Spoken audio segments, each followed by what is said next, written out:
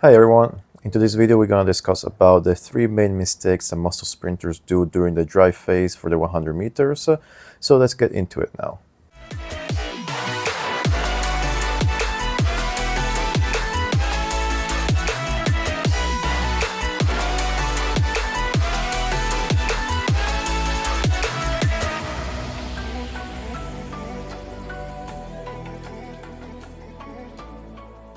Okay, before we start talking about the three mistakes that we mentioned in the intro of the video, let's talk about what is the main goal of the dry phase for an athlete.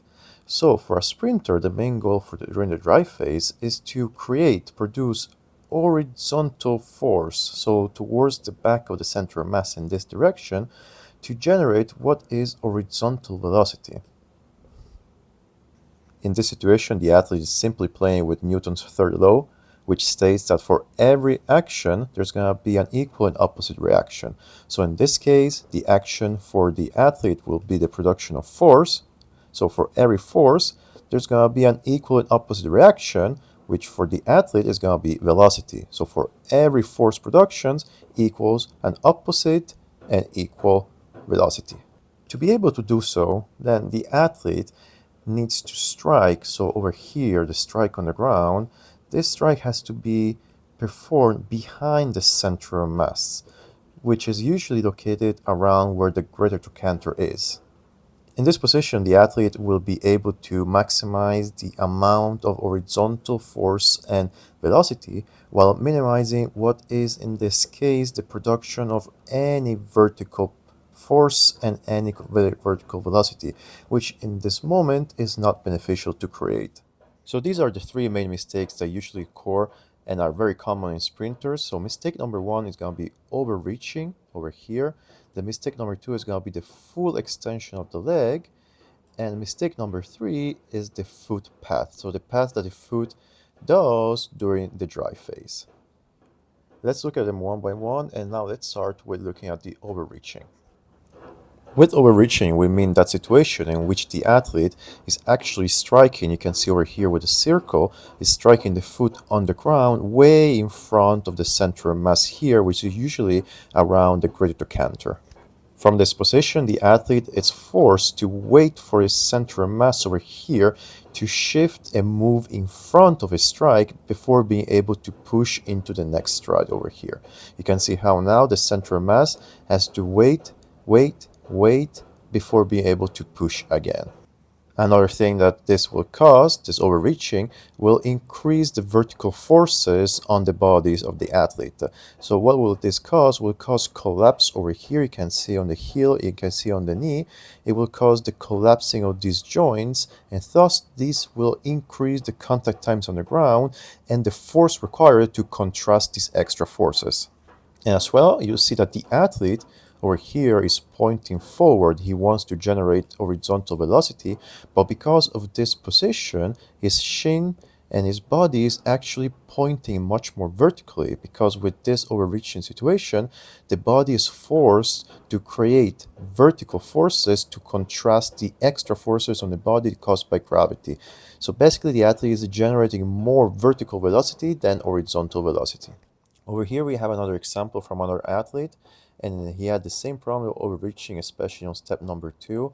Now this athlete, because of his age of being much younger than the previous athlete, had less strength, so you can see how it's actually much harder for him to contrast those forces. You can see this on how much his ankle and especially his knee over here are collapsing towards the ground.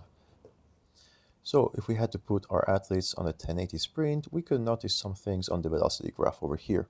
The first thing that we could notice is over here, you can see these kind of like double spikes over here. These are indications of collapsing. So basically we could tell that on step 1, 2, 3, step number 4, 6, and 7, the athlete is actually collapsing. This could be caused by problems of instability or also problems caused by overreaching, because the forces generated on the body are too high to be contrasted by the strength of the bodies of the athlete. Another thing that we can notice over here is that the velocity loss on each step is very, very deep. And this is caused because of very high contact times on the ground. high contact times on the ground caused by overreaching because the foot has to wait for the center of mass to move forward before being able to push. So the main question is, how do we fix this overreaching? If you're interested, I already made another video where we discuss about the stride length of the drive phase and the problem of overreaching and how to fix it. I'm gonna leave it here on the screen and you can click on it directly. So now the second thing we're going to discuss about is going to be the full extension of the leg over here, which is a completely different thing from what many people is aware of, known as triple extension. So many people will think that this is the correct position to accelerate out of the blocks during the drive phase. Many people know this as the triple extension. So we have the extension of the ankles, extension of the knee, and extension of the hips. And we're following a straight line, completely straight line like this. However, this is a misconception because many people think that to exit and accelerate, the athlete needs to fully extend all those three joints. The reality is that extending, especially this joint, the joint of the knee, fully extended the joint in the knee, it's a mistake that will increase your contact times on the ground and air time during the air phase. The reality is that in every single phase of the 100 meters, if we're talking about the drive phase, the transition phase, or the max velocity, we should never fully extend our knee joints. Rather, we should keep our knee joints to a maximum of 170 degrees. So something like this. The reason is because these extra 15 to 10 degrees of extension will actually not provide any power or any velocity to your movement. Rather, they will just increase your contact times on the ground and your air times between one step to another. Over here we have an example on how this should be performed correctly. So a knee extension between 160 to 170 degrees is acceptable.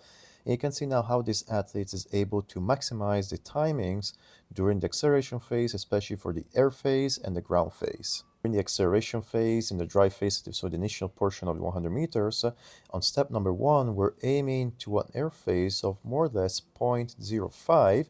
This athlete was performing exactly 0.05 over here. I'm going to use the circle to circuit for you guys. And a contact time on step number 1 between 0.150 and 0.180, which in this case, the athlete has performed perfectly around 166. You can see also step number 2 that the athlete is not fully extending his leg and is achieving a maximum angle of 164-65, give or take. So this was also maximize the air time and the ground time for his second stride, stride number 2. And finally now we're going to discuss about the final mistake that it's very common in sprinters, which is the foot path. So basically this means this is the path that the foot follows during the drive phase.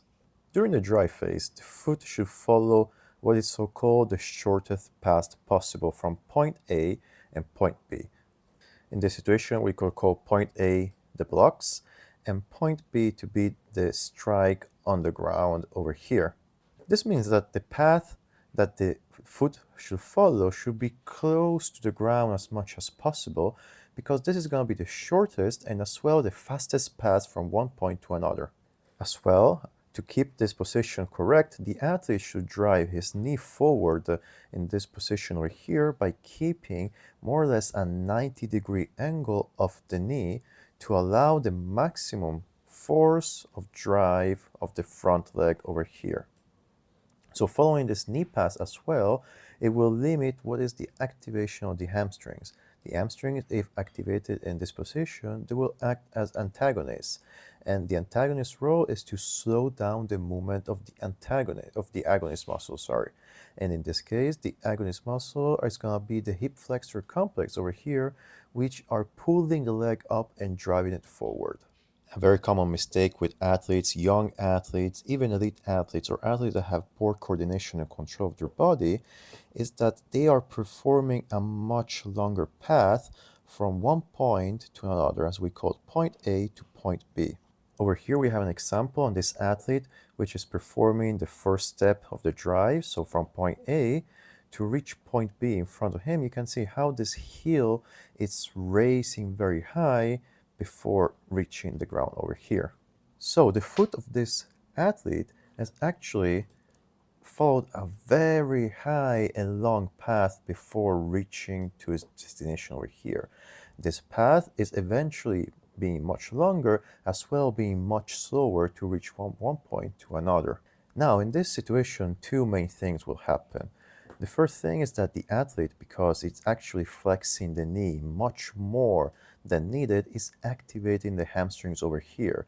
The hamstrings activated will work as antagonists and they will slow down the general movement of the leg, which in this case now is the flexion of the leg, the hip flexion of the leg.